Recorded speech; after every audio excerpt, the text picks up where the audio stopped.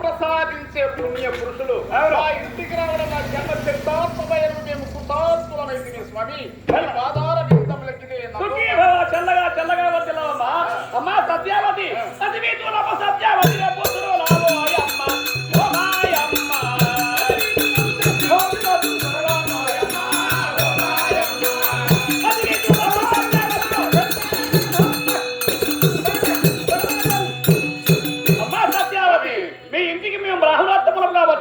అతిథిగా వచ్చాము మీరు ఎక్కడ నుండి ఇట వచ్చి మారో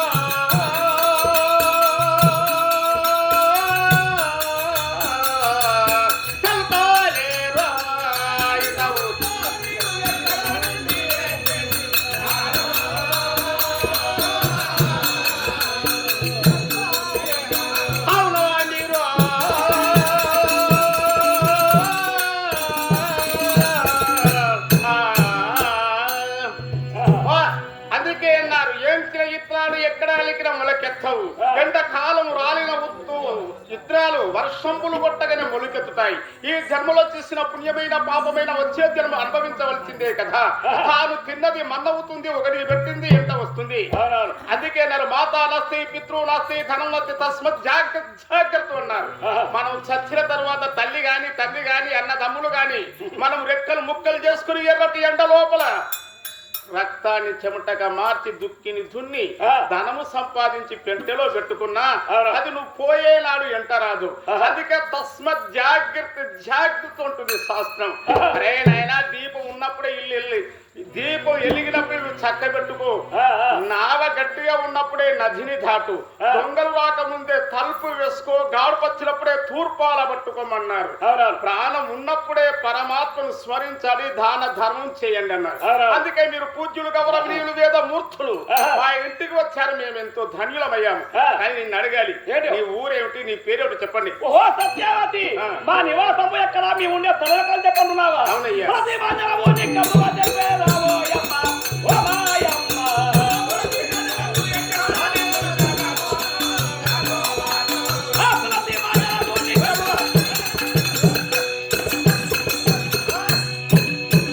మాకు నివాసము లేదు, ఉండడానికి ఇల్లు లేదు, తినడానికి అన్నము లేదు. కాబట్టి ఎక్కడ ధర్మదాతలు ఉంటారో వారి దగ్గరికి వెళ్ళి వారిని ఆశ్రయించి దాన ధర్మములు చేకూరే వారిని. కాబట్టి మేము పేద స్థితి, మేము ఉండేది పేద బ్రాహ్మణులమమ్మా. సరే, పేద బ్రాహ్మణుడు పేదరికం చేత దారిద్ర్యం చేత బాధపడుతూ మా ఇంటికి వచ్చారు. స్పర్శ వేది చేత ఇనుముపై బంగారం అవుతాదన్నారు.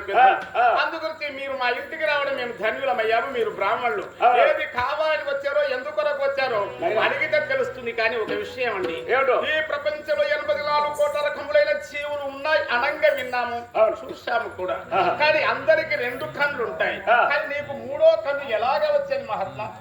ఏమి ఈ సత్యావతి చాలా గొప్ప భక్తురాలు, పతురత శిరోమణి. ఎవరు కనపడని నా యొక్క త్రినేత్రాన్ని గుర్తుపట్టిందో అని చెప్పండి. ఈమె మామూలు వ్యక్తి కాదు. అందుకొరకయ్యి దీనికి ఏదైనా ఉపాయం చెప్పమని. అమ్మా సత్యావతి, నాకు 3వ కన్ను ఎలా వచ్చిందో అని చెప్పండి. నేను బ్రాహ్మణుణ్ణి కాబట్టి నా వయసులో ఉండగా మా నగరంలో ఉండే మరి బాలకులకు విద్య నేర్పేవాళ్ళు. చదువు చెప్పుతూ ఉంటే చదువు నేర్చుకున్న పిల్లవాళ్ళందరూ కావుడా చదువు పూర్తి అయిపోయిన తర్వాత నాకు గురుదక్షిణ ఇచ్చిపోతున్నారు. ఎవరు శక్తి కొద్దిగా వారు. అంత మందిలోన ఒక్క కన్ను ఉన్నవాడు ఒకడు ఉన్నాడు, పేద పిల్లవాడు. వాడు ఏదైనా దానం ఇద్దామని చెప్పండి, మన దగ్గర ధనము లేదు, ద్రవ్యము లేదు, పేదవాడు కాబట్టి వాడు ఏమనుకుంటు కదా, నేను ఒక్క కన్ను ఉన్నా గుడ్డివాడని చెప్పంటారు, 2 కన్ను లేకున్నా గుడ్డివాడని చెప్పంటారు. అందు గురించి నేను గురుదక్షిణగా నా నేత్రం మీకు ఇస్తాను మహానుభావం అని చెప్పని అతన్ని కన్ను నాకు ఇచ్చాడు. కాబట్టి దాని నా లలాటం ధరించాను. అరే స్వామి, మీరు అన్నారు, నేను తన్మయత్వం చెందాను. కానీ అజ్ఞాన మూలకరణం కర్మ బంధ విమోచనం గురుదర్శన సంస్థ పాప బంధ విమోచనం. కొందరు అంటారు తల్లిదండ్రి గొప్పవారు కదంటారు. తల్లిదండ్రి ఏమిస్తారంటే మురికి పిండాన్ని మాత్రమే బయటికి ఇస్తారు. ఆ మురికిని కడిగి వేసేవాడు ఎవడంటే గురువు. ప్రతి ఒక్క వాని అజ్ఞానం అనే మురికి పోవాలంటే, జ్ఞానం రావాలంటే గురువును ఆశ్రయించండి అన్నారు. గురు భక్తి కలిగిన పిల్లలు నీకు నేత్రదానం చేసి అతడు పుణ్యం కట్టుకున్నాడు. కాబట్టి అమ్మా సత్యావతి, నీ వద్దకు రాగా నీవు నా యొక్క 3వ కన్ను గుర్తుపట్టావు. కాబట్టి చూసావా, నీ వద్ద నుండి నాకు 3 వరములు కావాలి.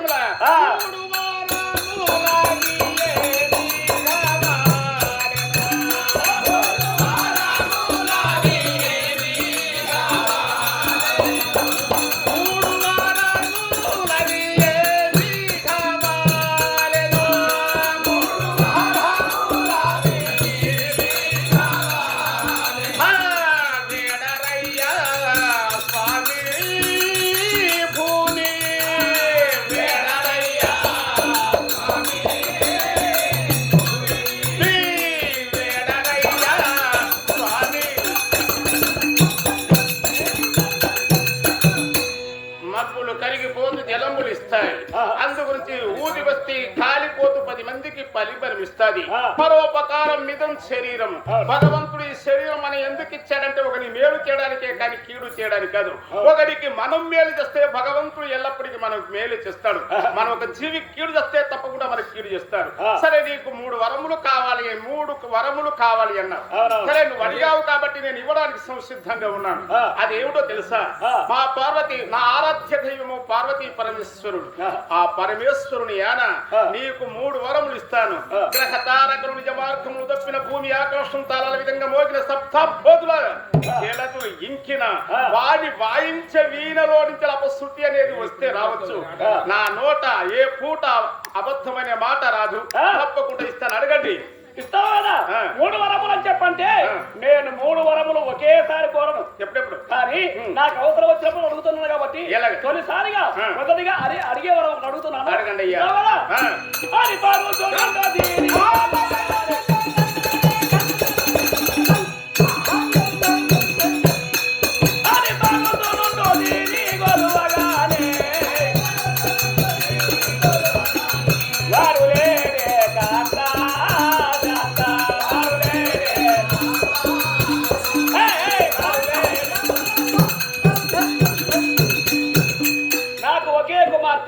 అల్లారు ముద్దుగా పెంచి పెద్దగా చేసుకున్నాను.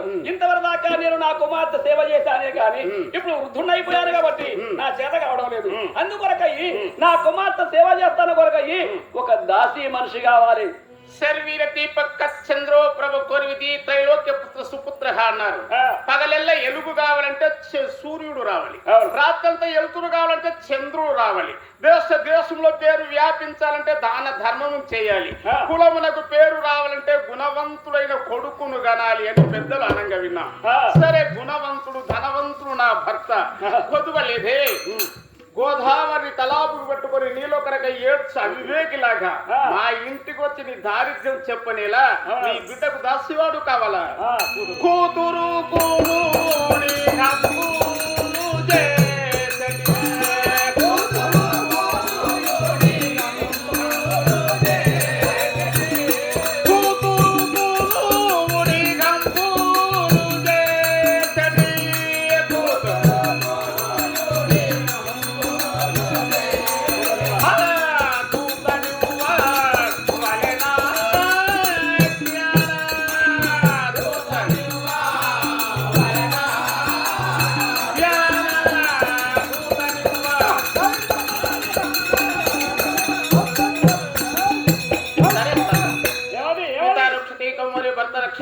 స్వతంత్ర మహర్కతి అన్నారు.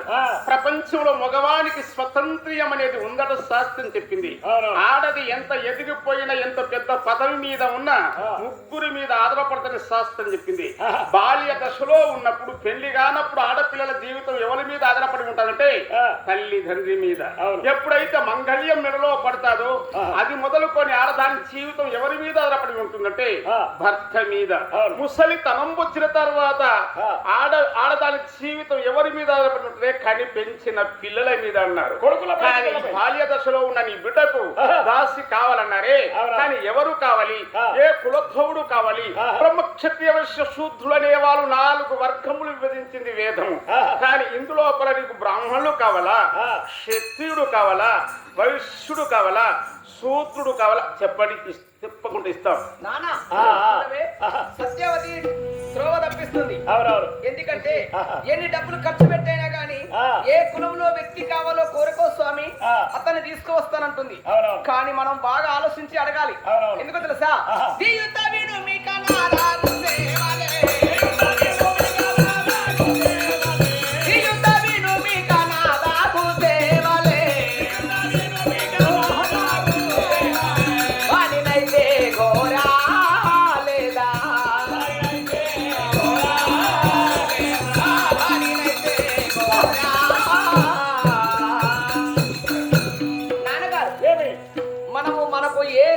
జన్మించిన వ్యక్తి మనకు అవసరం లేదు కాబట్టి నీ మెడలో తాళి కట్టిన నీ భర్తే కావాలని అడుగు నాన్న తొందరగా. అడుగుతారు కానీ నువ్వు శాంత వహించవే. ఆలస్యం చేస్తే అమృతం కూడా విషంగా మారుతుంది. ఏది అడగాలి, ఎప్పుడు ఏ పని చేయాలో చేయాలి. సలాక కాలినప్పుడు లేకపోతే అంగది కదండి. ఎప్పుడు యవ్వనంలో ఉన్నప్పుడే సంపాదించవచ్చు, సాధించవచ్చు. ముసలి వాళ్ళైన తర్వాత ఏది సాధించలేరు, ఏది సంపాదించలేరు. అందు గురించి నీకు ఏది కావాలో అడగండి. ఓ సత్యావతి, మాకు కులాలతో గుణాలతో సంబంధం లేదు కానీ పరాయి వారిని దానం చేస్తే నీకే పుణ్యం వస్తుంది. మాకు పరాయి వారి అవసరం లేదు. నాటి పరువులనే నడగాలి.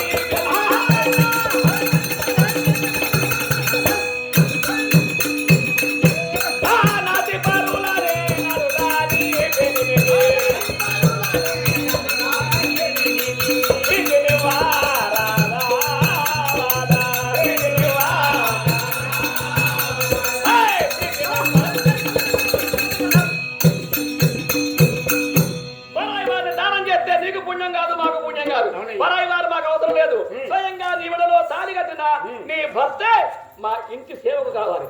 సరే స్వామి, నా భర్తని ఇవ్వడానికి నాకు అనుమానం ఏమీ లేదు. ఇస్తాను, కానీ కొన్ని ధర్మాలకు కట్టుబడి ఉంటుంది సమాజం. ఏమిటో తెలుసా? మొగని పెళ్ళం దానం చేయటం, పెళ్ళము మొగని దానం చేయవచ్చునా? మరి కొడుకును తండ్రి కొట్టవచ్చునా? కొడుకే తండ్రిని చంపవచ్చునా? కొన్ని ధర్మ విమర్శలు ఉంటాయి. ధర్మం అనేక విధముగా ఉంటుంది. స్థూల ధర్మం, సూక్ష్మ ధర్మం ఉంటుంది. అన్ని ధర్మాలు తెలవాలంటే తెలిసిన వారిని ఆశ్రయించాలి, అడగాలి.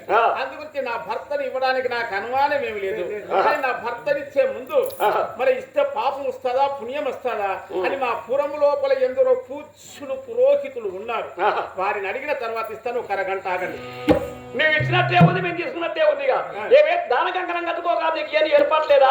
కంకణం కట్టుకున్నావు పెద్దరికానికి, గొప్పతనం రావాలని చెప్పని కట్టుకున్నావే కానీ ప్రయోజనం లేదు.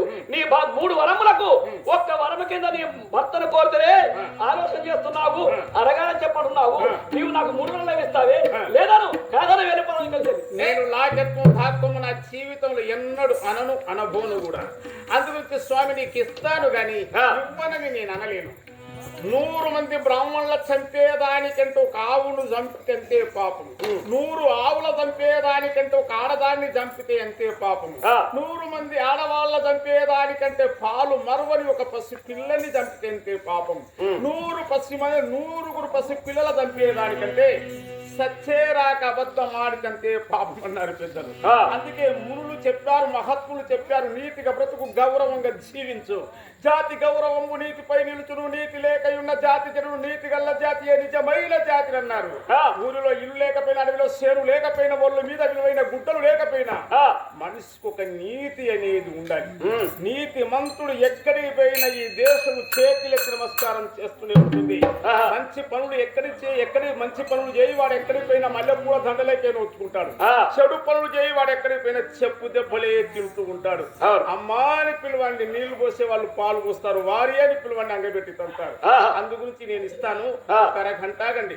సరే సరే, ఇక్కడ మేము ఉండడానికి రాలేదు, నీవు కూలి వాళ్ళం కాదు. అందుకొరకు అయ్యి మేము ఈ ఇంట్లో ఉండడానికి రాలేదు. నువ్వు ఇస్తున్నాను, లేకపోతే లేదను వెళ్ళిపోతావు. అడుపుటోళ్ళకి ఎంత ఉన్నాయి, ఇప్పుడు ఇచ్చిన వాళ్ళకి ఎంత ఉండాలి? నువ్వంటే మేముంటావురా, మీ మహారాణి లేదంటే పోతావు. నేను మంత్రిని, నేనే కత్రిని. నేను చెప్పింది వేదం, నేను ఇయ్యం పో.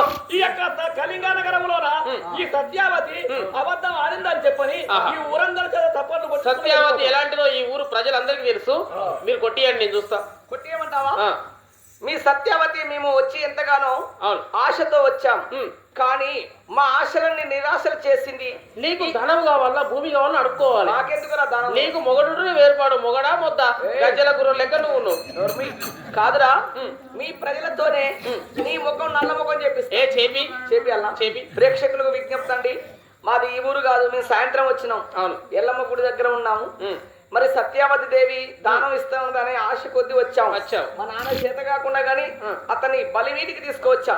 కాబట్టి సత్యావతిని మేము ఒక దానం అడిగారు. ఆ దానము ఇవ్వను అని అబద్ధమాడింది. కాబట్టి మీరందరూ కలిసి మా తరపున చప్పట్లు కొట్టండి. దగ్గరకో కొడతారు, కొట్టుర్రి. దగ్గరకో అమ్మ కొడతారు, కొట్టుర్రి. దగ్గరకో కొడతారు. 500 ఇస్తా, 500 మనిషికి 500. మనకు లేకనే బాగోదా వాడికి, వాళ్ళకి ఇస్తాడట వాళ్ళకి. అరే నువ్వు కొట్టి అన్న. ప్రేక్షకులందరికీ విజ్ఞప్తి అండి, 2 బ్రాహ్మణోత్తములు వచ్చారు. సత్యవతి దగ్గరికి వచ్చి దాన ధర్మాలు అడగాలి. కానీ వాళ్ళు రాజ్యము, భూమో, ధనము, బంగారము అడిగితే బాగుండేది. కానీ మన సత్యవతి మహారాజునే దానంగా అడిగారు. భర్తను భార్య దానం చేయొచ్చా చేయరాదా అనే ఆలోచనలో ఉంది తప్ప సత్యవతి అబద్ధం ఆడలేదు. ఒకసారి గట్టిగా చప్పట్లు కొట్టాలి. తెల్లముఖం నల్లముఖం, తెల్లముఖం నల్లముఖం, తెల్లముఖం నల్లముఖం, నీ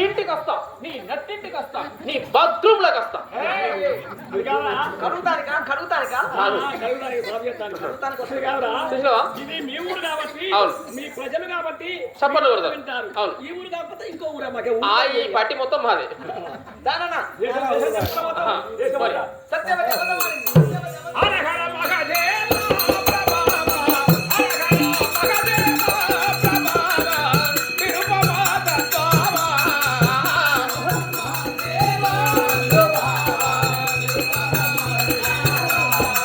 గిరికాంతుకటి చరణ కమలములో పర్వతాదికుడు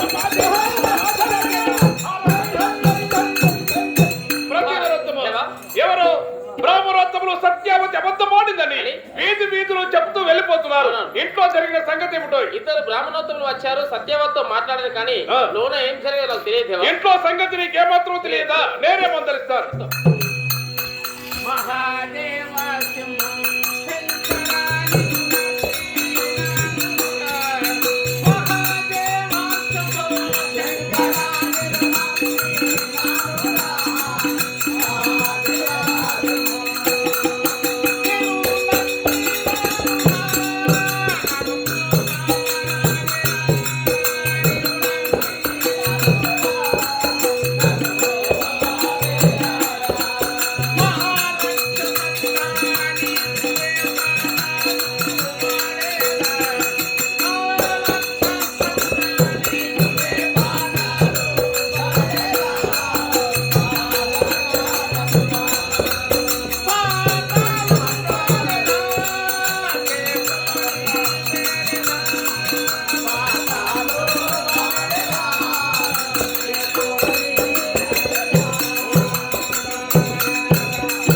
సత్యవతి సత్యవతి ఎంత పని చేస్తావమ్మా?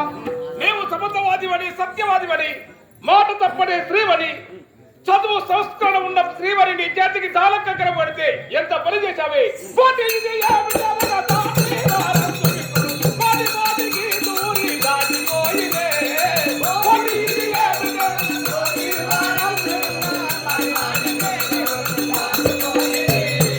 ఏటికి మన కీర్తి ఇంకా, ఏటికి మన కీర్తి ఇంకా, ఏటి పాలు ఏటికి పోటీ ఇది ఏమిటవన తాటి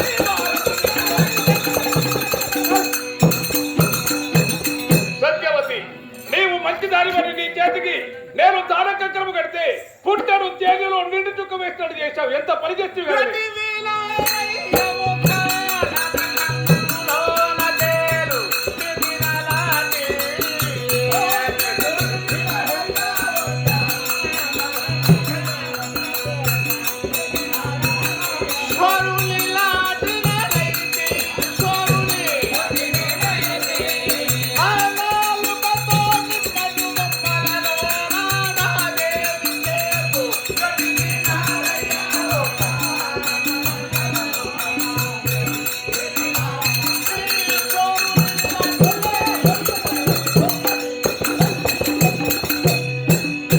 ఏమి చూడు ప్రభు, ఆ.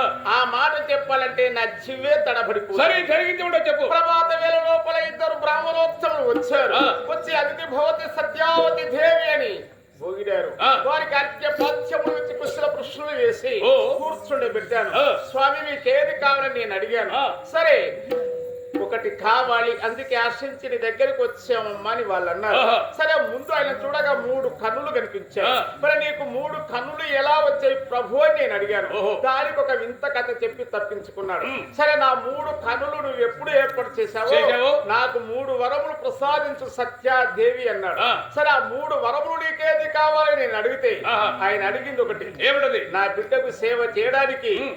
నీ భర్త అయిన సత్యవర్మేశ్వరుని ఆ. మా ఇంటికి సేవకునిగా తోలుమని అడిగాడు. ఆహా. ఇవ్వడమా ఇవ్వక సరే ఆ బ్రాహ్మణోత్తములు వచ్చారు, 3 వరములు అడిగారు. అందులో మొదటి వరము నీ భర్తే కావాలని అడిగారు. అవునయ్య. అందుకు నీవు ఆలోచించావు. ఆ. వాళ్ళు వేరే వాళ్ళు అడిగితే నువ్వు ఎప్పుడో తెచ్చిచ్చేదానికి. ఎందుకని? నీకు నేను మొగటి కాబట్టి ఆలోచిస్తున్నా. ఆ.